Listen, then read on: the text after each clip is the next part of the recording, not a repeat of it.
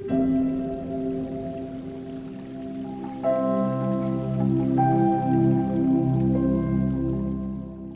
everybody, and happy Mental Health Monday. So today I am going to be talking about one of my absolute favorite mantras, and it's gone through sort of 3 phases of transformation for me in terms of meaning in my cancer journey. And so I'm going to talk about 2 of the phases this week. So let's get into part 1, the initial meaning that courage over comfort had for me in my cancer journey. So today I am talking about one of my absolute favorite mantras, and just the evolution of what it's come to mean to me over the course of my cancer journey. My absolute favorite mantra is courage over comfort. And it's one that you may have heard before, and I don't remember where I heard it first. But it's gone through its meaning to me has gone through a really interesting sort of transformation throughout the last few years.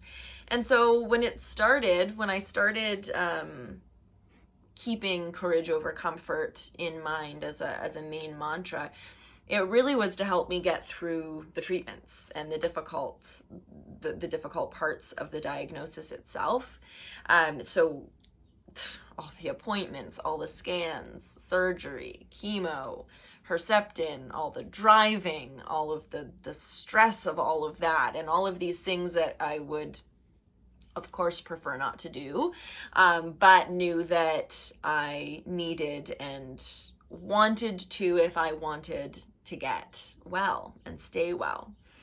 And so I suppose I wanted to do them from that perspective, but of course we all prefer not to have to do those things. But I kept courage over comfort in mind to just remind myself in those moments to have courage, to choose courage instead of choosing comfort, instead of choosing what was easier in those moments. Because especially when you take an integrative route, it requires a lot of extra work and effort and energy and time on your own part to build your team of health professionals beyond just your medical oncologist. You have to find the people that resonate with you. You have to sometimes do your own research to find alternative treatment options.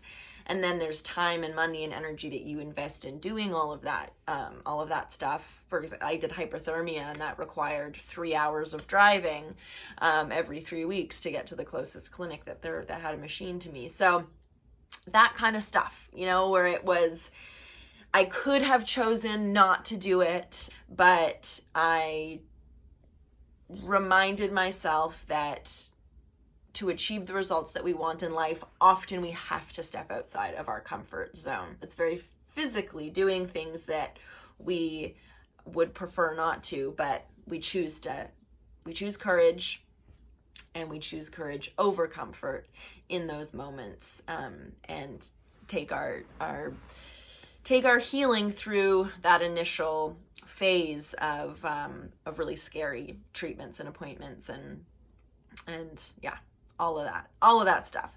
So at the beginning, it was a very practical mantra, a very practical thing. I'm gonna have to do these treatments that are going to be uncomfortable, that aren't going to make me feel good. I'm going to have surgery, which is really scary. And so just having that mantra of courage over comfort, courage over comfort, courage over comfort, just sort of reminded me, or reinforced for me that I could do this. I could absolutely do it, and I could get through it. So that was its initial phase. It's phase 1. And then as I got through all of those treatments, both conventional and alternative, and I started turning my mind to recurrence prevention, when I made all of those lifestyle changes, when I changed my diet and started exercising regularly and made a commitment to use products that were cleaner to, detox my home and to detox my body regularly, using lots of different different tools to take care of my mental and emotional health. All of these pieces, all of these pillars of integrative healing. It was a lot easier to make the choice to do those things initially because I was fueled by fear and just that deep desire to live and be well. And so it made it easy to make those choices at the beginning. You know, it was like, no alcohol, no problem. No sugar, that sucks, but I'm going to do it. Totally fine. Going to exercise for half an hour, 45 minutes instead of sitting on the couch. That's absolutely okay. I'm going to go do that. It made it easy to do those things.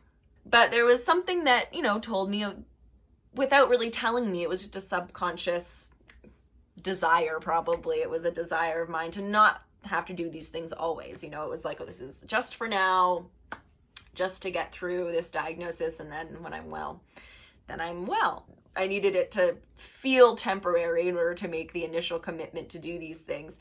But the more I learned about holistic healing and integrative healing and the root causes of cancer that I was trying to address with these things, it became clearer to me that these changes I had made initially and were thinking of as just sort of temporary, just like chemo or radiation or hyperthermia or whatever else I was doing, started to realize that I was probably going to have to keep these things up.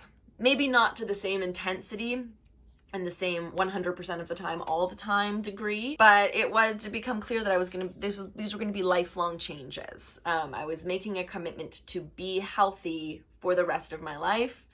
And so that required making a commitment to stick to these changes as much as possible for the rest of my life.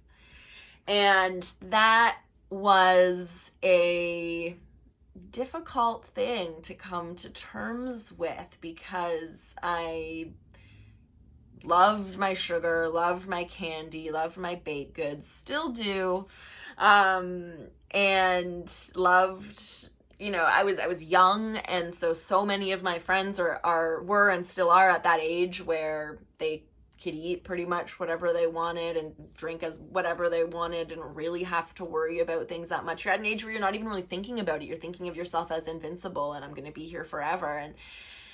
And I had to grieve. I had to grieve for that carefree time in my life that I knew was now done. Because as much as I have been able to loosen up and I do say, it's what we do 90% of the time. I definitely have cheat days or a cheat weekend or, I'll have, if Jesse has, a bag of candy or I'll have one, now that I've become more comfortable and my health continues to be really good, 4 years later. But it really was sort of a grieving process, and I had to reaffirm that commitment and remind myself of the reasons why I did this in the first place, the year previously or 2 years previously or now 4 years previously. It's something that I have to remind myself of often. And the mantra, courage over comfort, now has come to represent that, my continual choice every day to choose a healthier way of just living my life in general. And would it be more comfortable and easier to just revert back to my old ways of eating and not exercising and not handling my stress and not prioritizing good quality sleep? Yes, it absolutely would be easier and more comfortable. But it is courageous to make these changes, and it is courageous to commit to living your life in a way that supports your best health. It's a way of showing yourself love and care, and that in and of itself is a courageous thing as well. So courage over comfort has now come to take on that meaning for me. That was sort of its phase 2 meaning, was a reaffirmation of my choice to get at the root causes of my cancer and to tackle those so that I can continue to live my life cancer-free and as healthy as possible and as happy as possible for as long as possible.